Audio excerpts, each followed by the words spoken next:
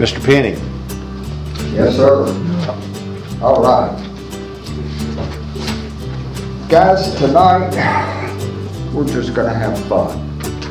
Now, a lot of people like to know how fast you're turning and what you're gonna turn and how you're gonna turn, but this project is best approached without any preconceived notions. What we're gonna work with is a multi-axis chuck, and the chuck is really the hardest thing about the whole project. So what I'm going to do is run through a quick PowerPoint presentation. But the way we came into this, I was down in the SWAT symposium, and there was a guy named Joaquin, and he was turning elegant Sandhill cranes. And I saw a picture of it and I thought, God, Kathy'd have a lot of fun with that. So I went to his demo and it's like, yeah, I'm going to turn some of those. And it took me about 6 months to make the chuck. But the two of us have been working on them, and she'll say, I want one that's looking straight up, or I want one with a big head and a short leg, or I want you to feed the back of one. And I turn them over to her, and she uses colored papers and paints and has just been going crazy with them. A couple of them we just used wax on. So when we're done, here, I'll pass these three around.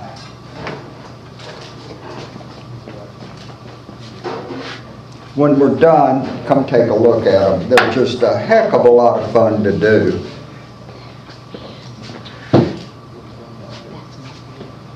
And we've been at it for about 2 weeks now, so.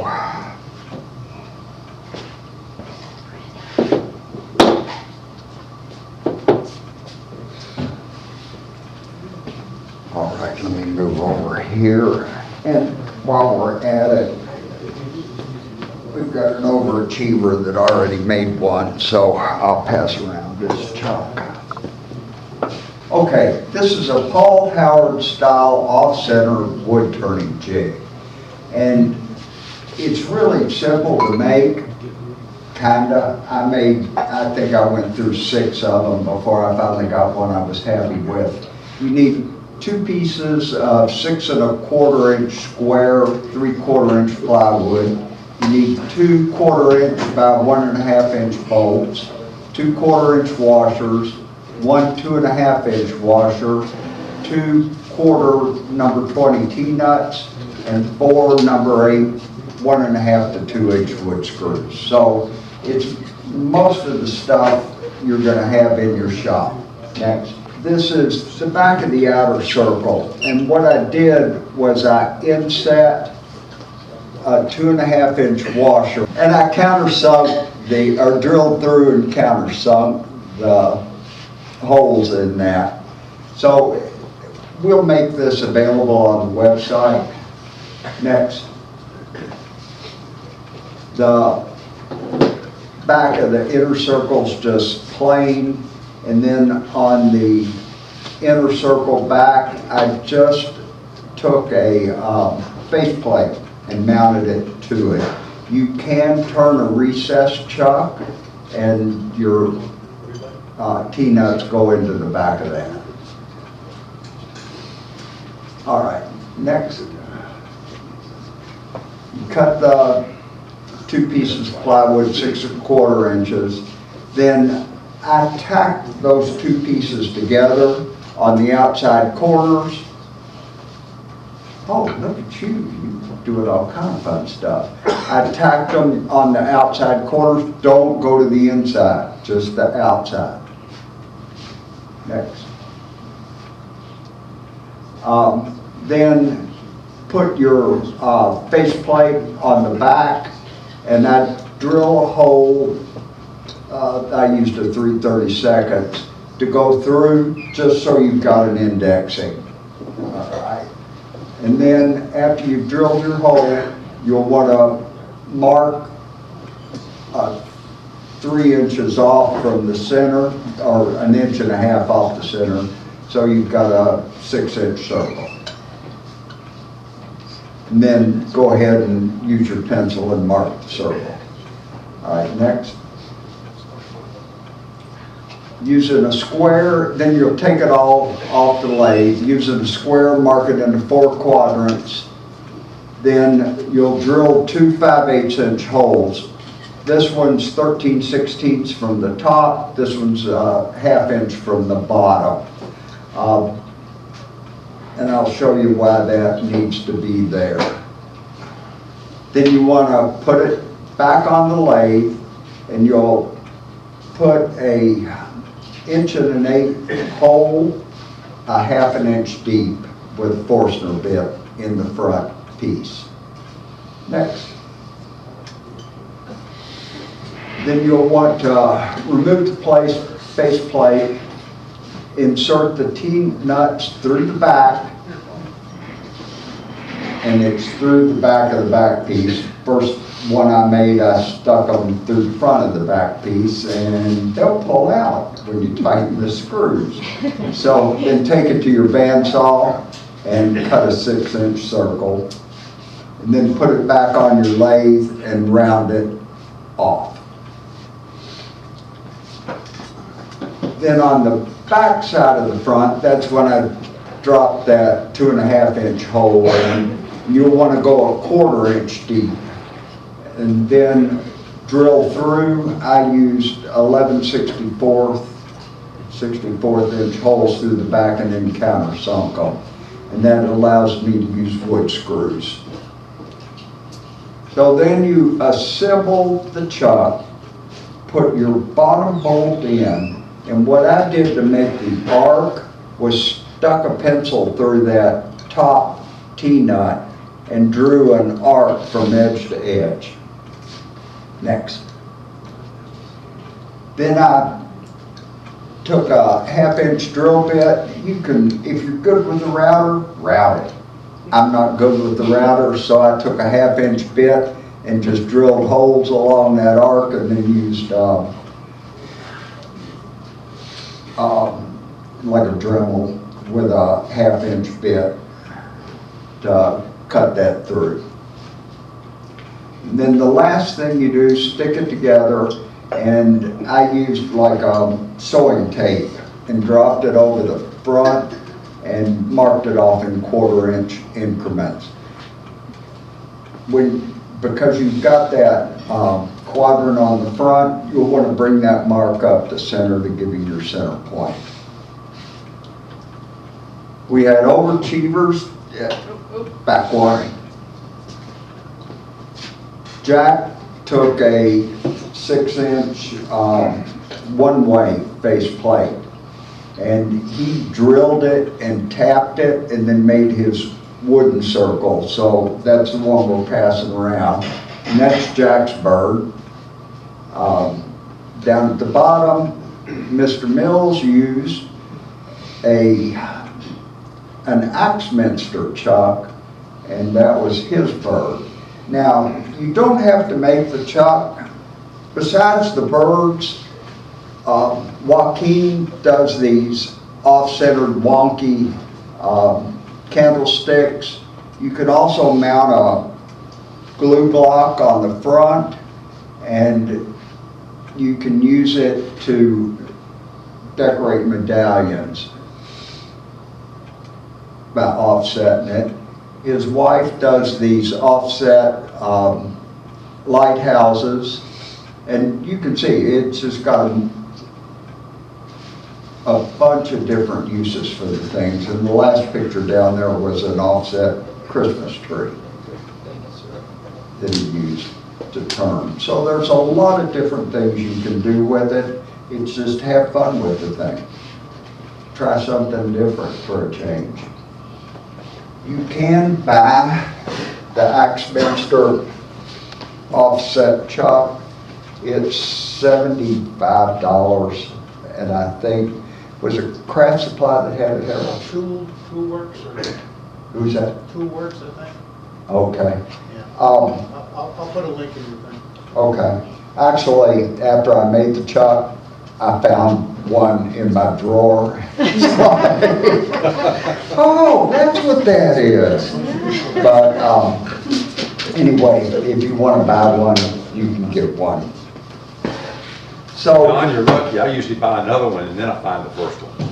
what's that? I said, I usually buy a second one, then I find the first First one. Then one, you buy okay. another one. You're right. We ended up buying somebody's shop out, and I was going through the drawers getting ready for the demo, and it's like, wait a minute.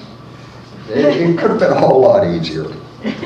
So, what you have to do, that 1.1 inch hole allows you to center your blank.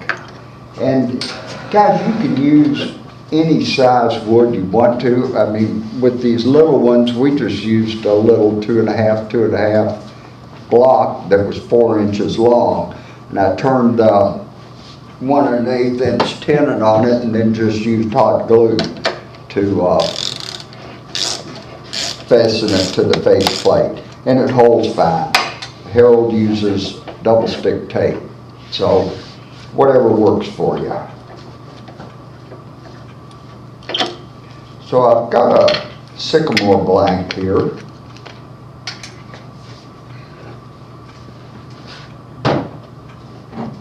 And it's got the 1.1 inch tenon on the bottom, rounded out. Just slip that through your hole.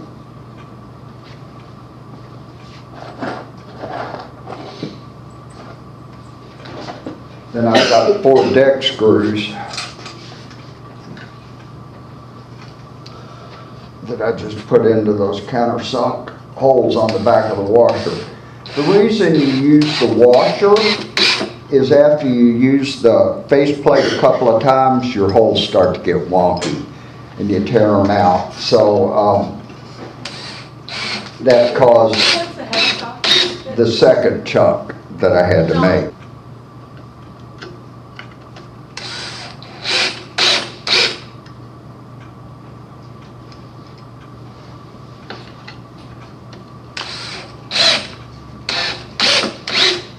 This faceplate's made out of hard maple.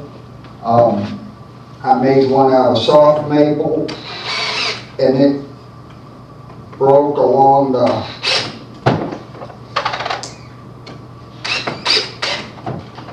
the grain of the faceplate. So again, a lot of trial and error. I would have been a whole lot easier if I'd have gone with the original Axminster. But I like this one and have been using it for a couple of weeks now and haven't had any issues with it. So assemble your chuck back.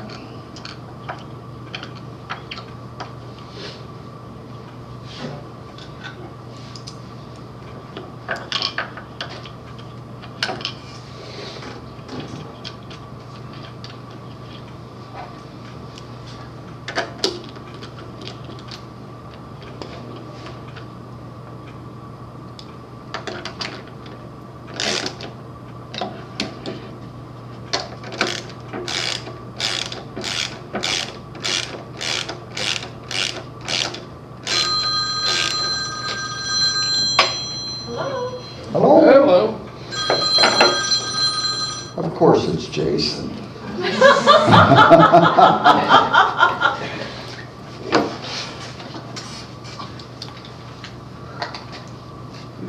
Like I said, there aren't a whole lot of rules on this, and the first 2 are about the first 8 that I turned. I realized after I turned my head and was coming back to the middle, because I had not trued up the blank, I was getting some wobble and had to do some adjustments to get it to turn true. Since then, I decided if I'll true it up first and make sure I'm on the 0 line, we won't have to worry about that.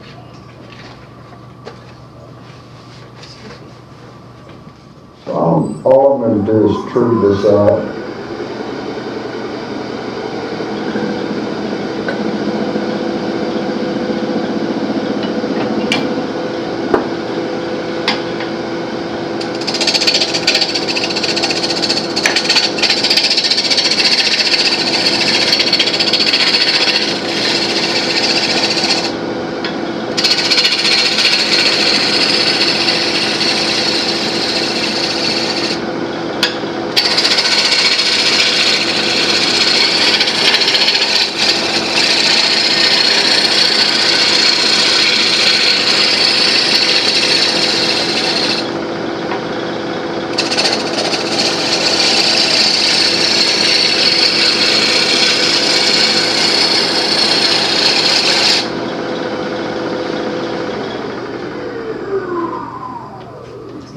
the most critical thing once you've got it mounted on the lathe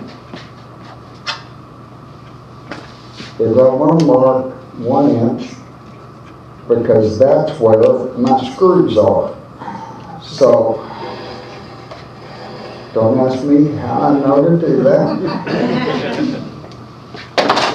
You guys, from this point on, it's really just your imagination.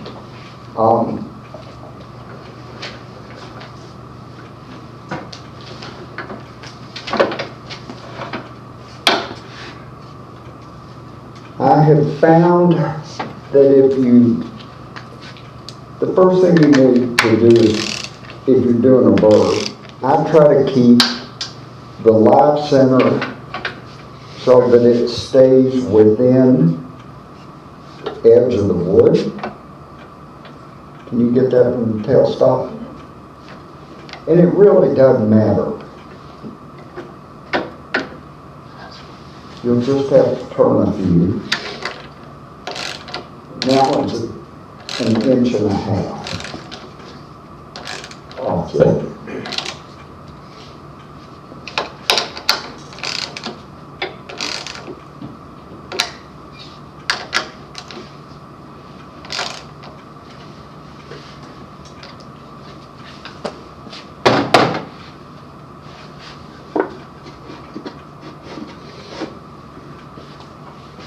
And I like using the shorter tool bits. Now the first critical thing was your 1 inch line. The next critical thing is to make sure your blank doesn't hit your tool rest. That caused the loss of another fixed plate. So,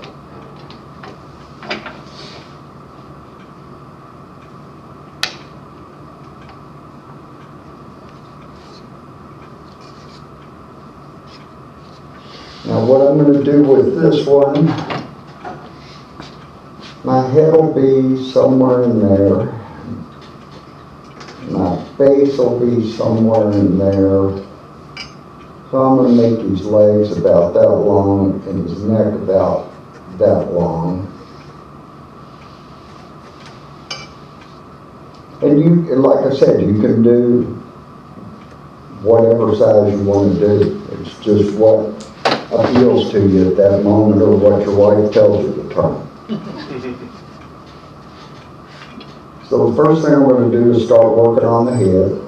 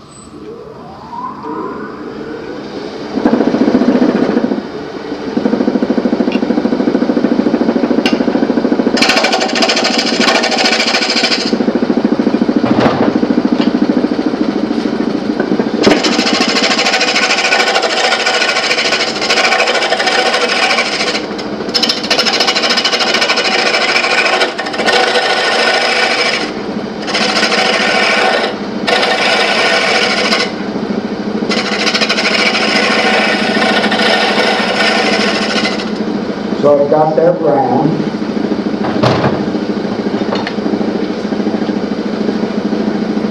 So I'm going to make this one just around here.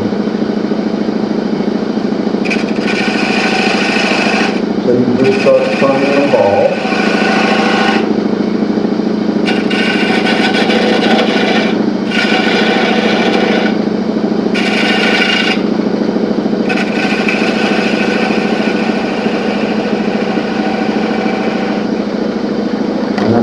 part my neck down a little bit.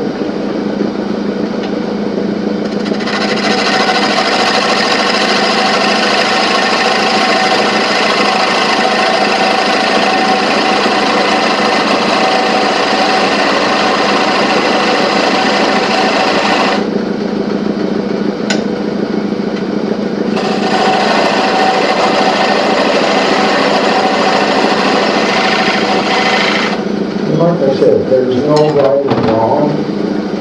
You want a thick neck, turn a thick neck. You want a thin one, turn a thin one. You want a taper, make a taper.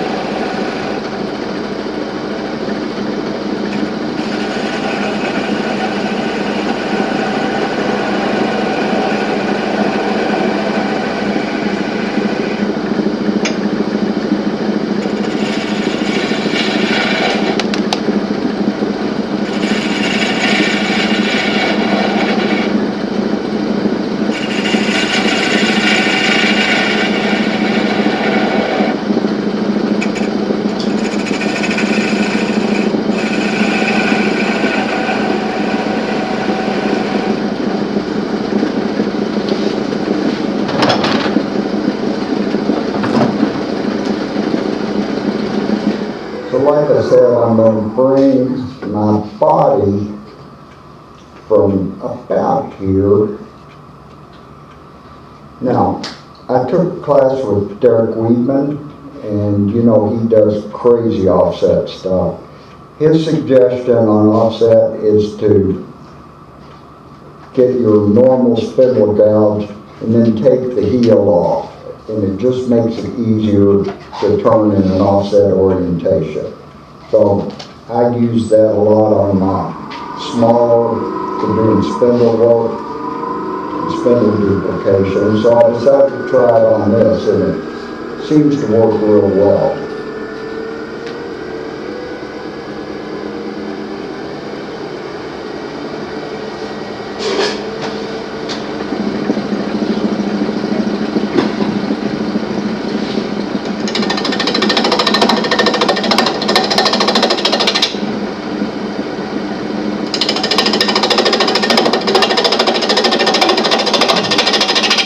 And I'm just watching the upper silhouette to get the shape that I want.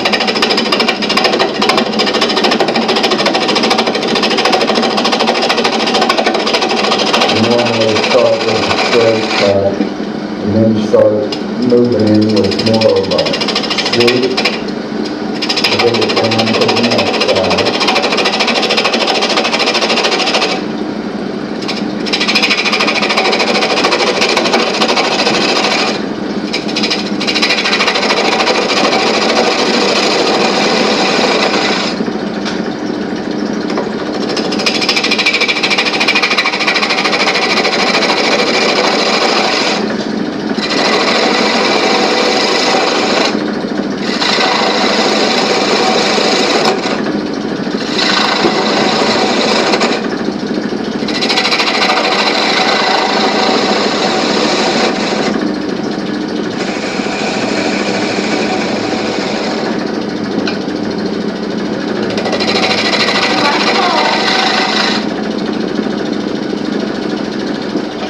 Last call, folks.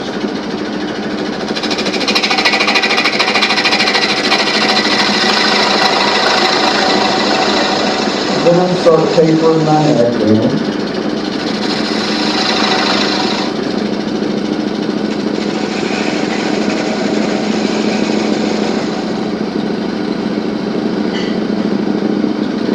And I'll stop to take a look.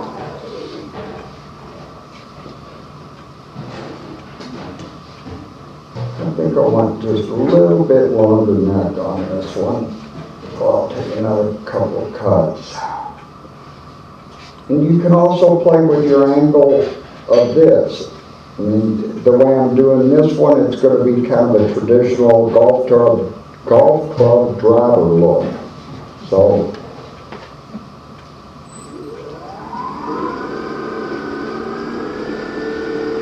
and this is the way H&B back in the old days made their golf clubs.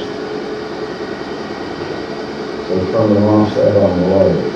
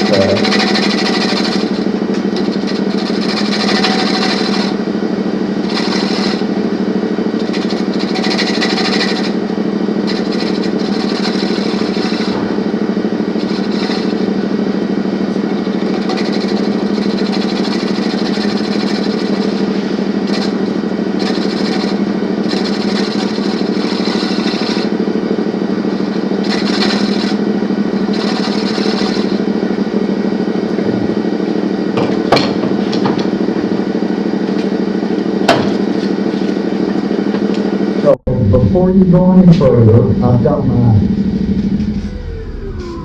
my neck and my head just about where I want it. You want to go ahead and do your sanding now because you won't be back in this orientation again. So, Ernie sells these really nice dog bones. They make it easy to get in here. Yeah.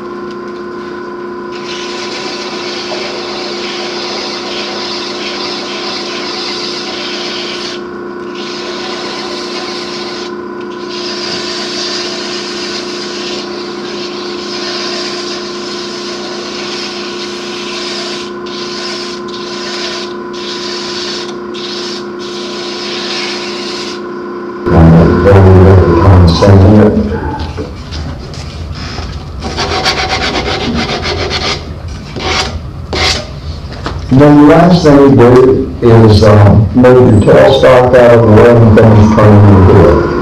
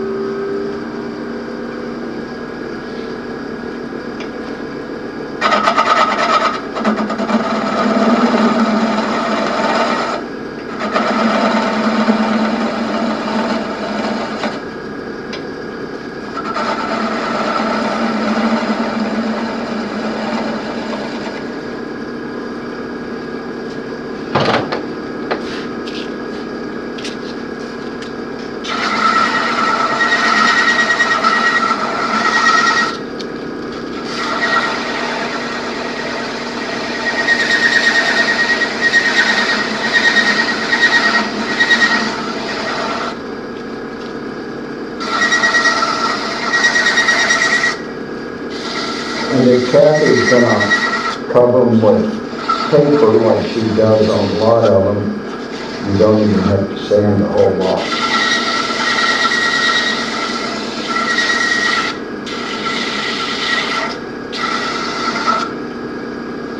So, top half of your bird's finished.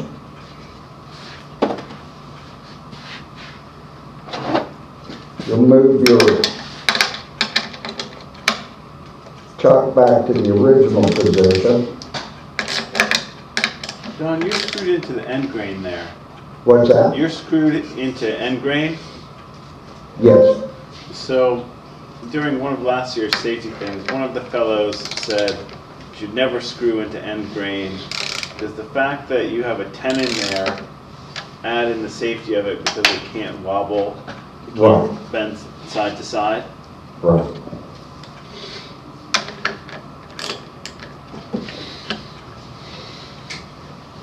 So bring that back to the 0 mark.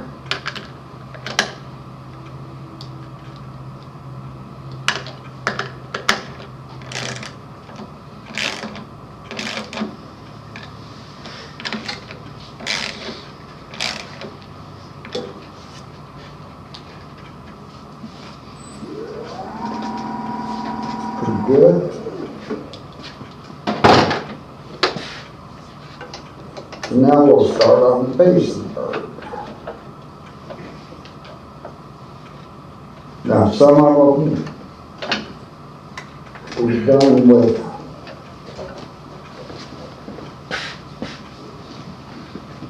this is what I was talking about, a traditional golf club look. And this one's got more of a swoop body. So, you know, they can change with whatever you want to do. This one will do kind of a traditional golf club body.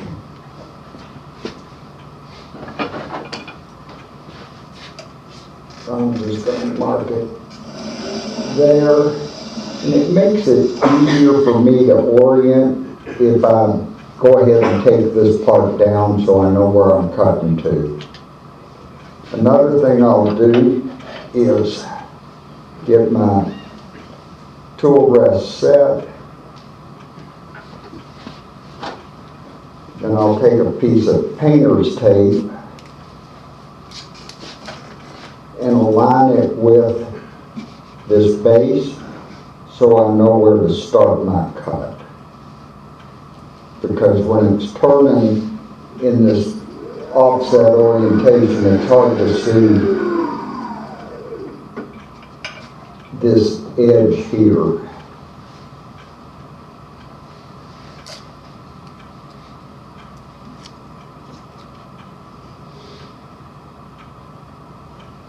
And that's where I'll need to start my cut from. So that gets my curve to get there. You can also tape the front of the bird, but I found that it's just as easy to tape tool rest.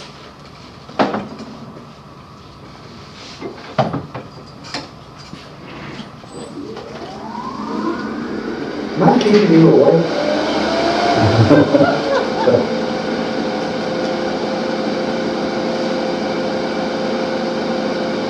So what I'll do is part down.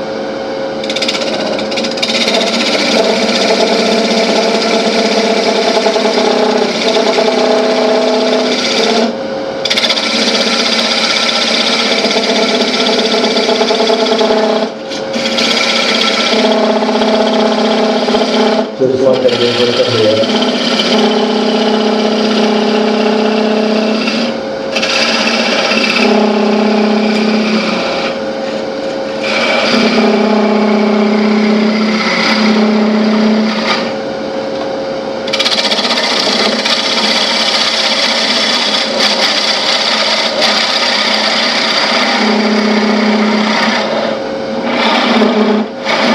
I'll leave myself a little bit.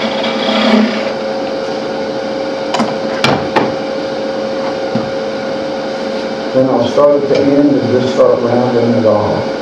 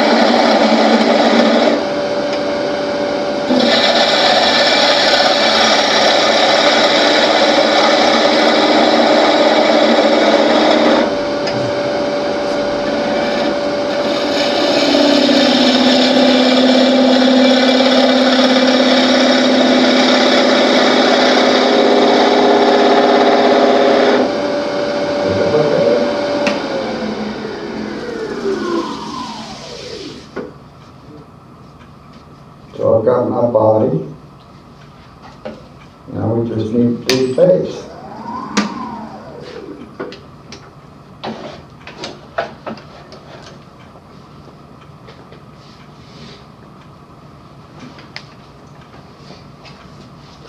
This one, we'll put a base about.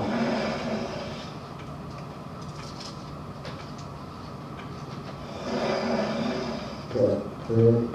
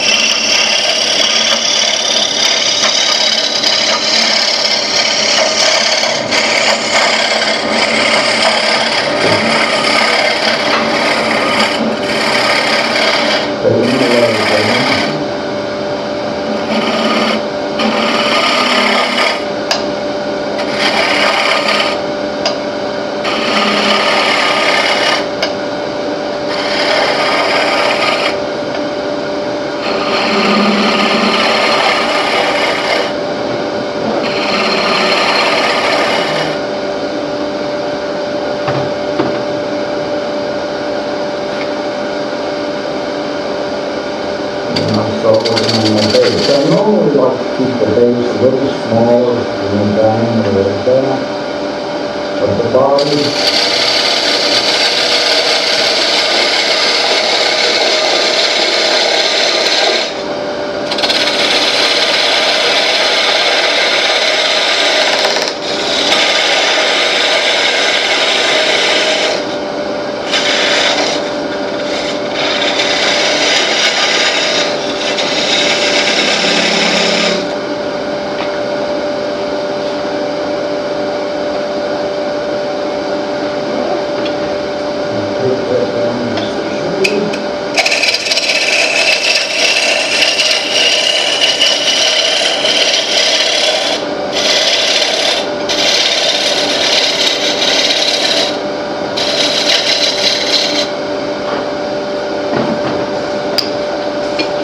And like I said, it's totally up to what you find pleasing.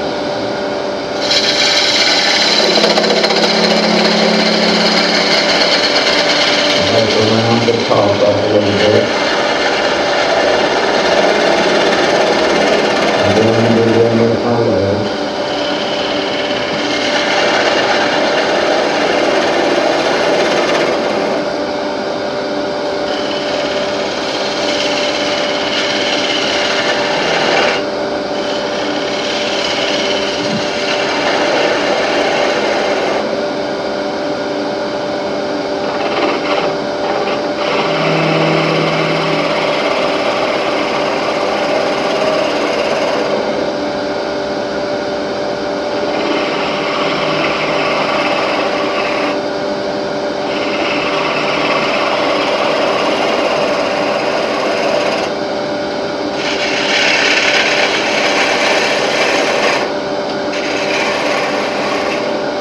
Like take a quick look to see if my neck and my legs are relatively in proportion. And that seems to work.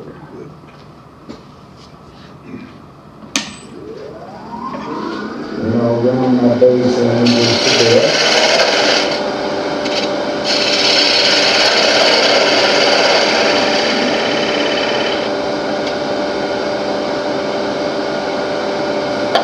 And then finally, we come back and do a little check sanding.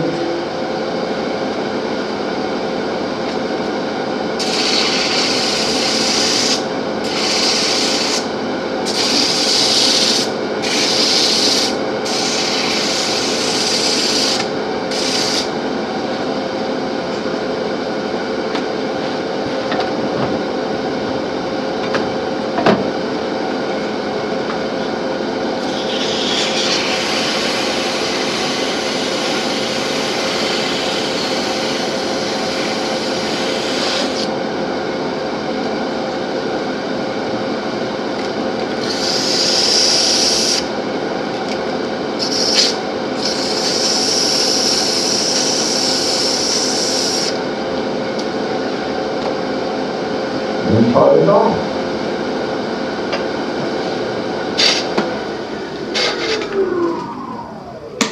Don, can I ask you a Don't question leave before you go? against the switch. Don, Yeah, can I ask you a question before you go further? yeah. So one of the pieces you sent had beads on it all the way up the neck?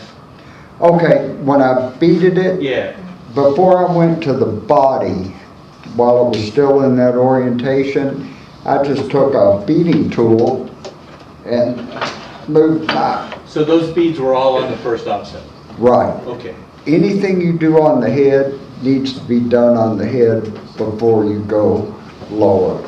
So I just set it up like that, took a beading tool and worked my way around the body.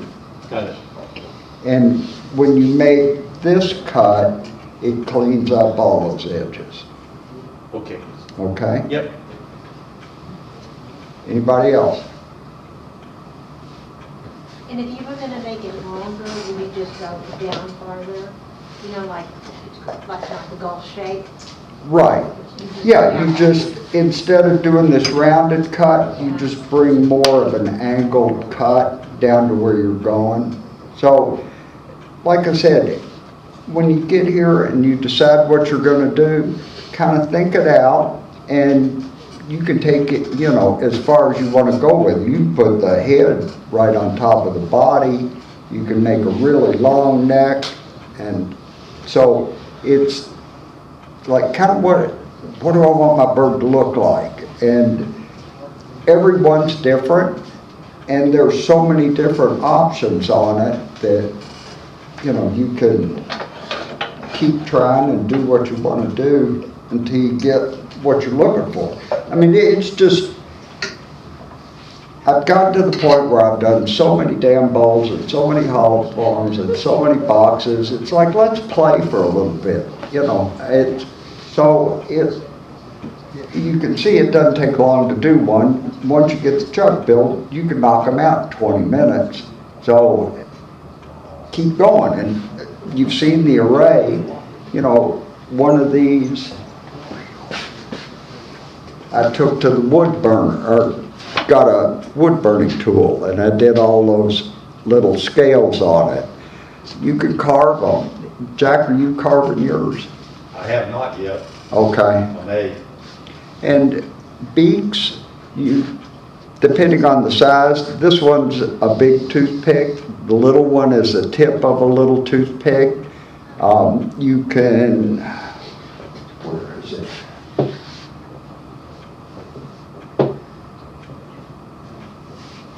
Oh, I thought I had one that I turned. Oh, she's got it working on it. That's on hers. But on this one, it's like I want it to look up. So I turned an onion on the top and just turned the tip on it. It makes it look like it's looking at the sky. So, you know, and you could turn an oval, a big fat oval, and then carve the bird head and carve your beak. But, you know, you've got so much on the tip that you can turn your beak before you get there. Some of hers, this one was made out of clay, just sculpted clay. These are tongue depressors that she carved. You know, she just glued two of them together and went out with her micromotor, and she wanted one to go up and one to go down. So she carved them on her micromotor and just drilled a little hole and put them in.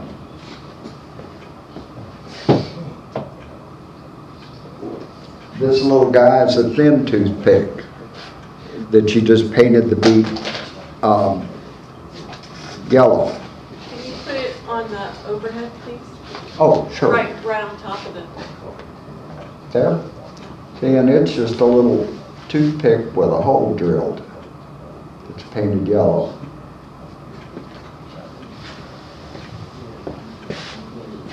No, really, it's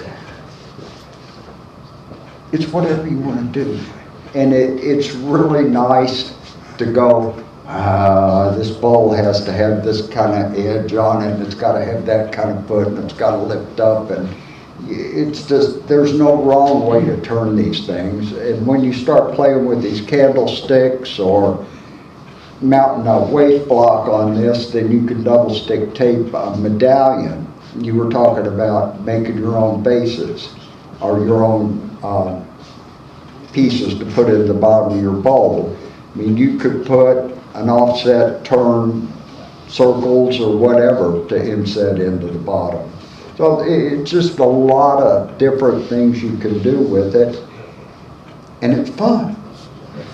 What speed are you turning at approximately? I've been anywhere, right now I'm at 900, I've been anywhere from 600 to 1500. You just gotta see how it's performing, what your lade's doing. When you get back to the original orientation where it's centered, you can go a lot faster. When you're off on that side, I was down to about 700-800. But it's whatever you feel comfortable with and where the lathe is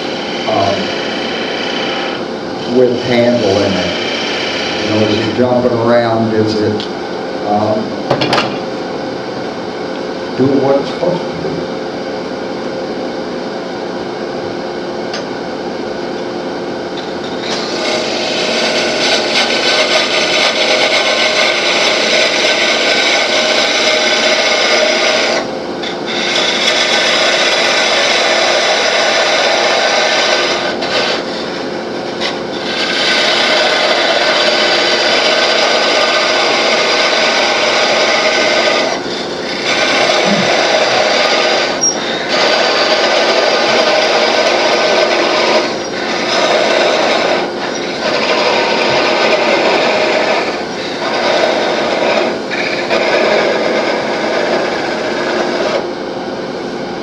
I will tell you too, that being in grain, it's always tough to get the knob out of these. I normally use her micro motor or reciprocating carver to get them off, but Jack picked the right wood tonight, so it worked out pretty good.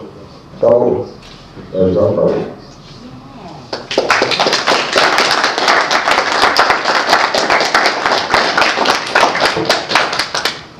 Questions? Yeah. So, in one of your slides, you had the tree shape. So you're starting at maximum and then taking it back 1/4 of an inch each one to get a shape like that looks like it's bent. Yeah, you bring it all the way as far out as you could, turn that first tip, then you can move it 1/4 of an inch, do the next part till you get Back to your zero. face. Mhm. You don't always have to end at 0. You can go on the other way too. Yeah. The only problem with going up is The base. it's really getting wonky as you get out there. So you want to keep your stability in the last position. And remember to sand and finish, because with the way it's marked, you'll get close, but you're not going to get back to 0 on it. And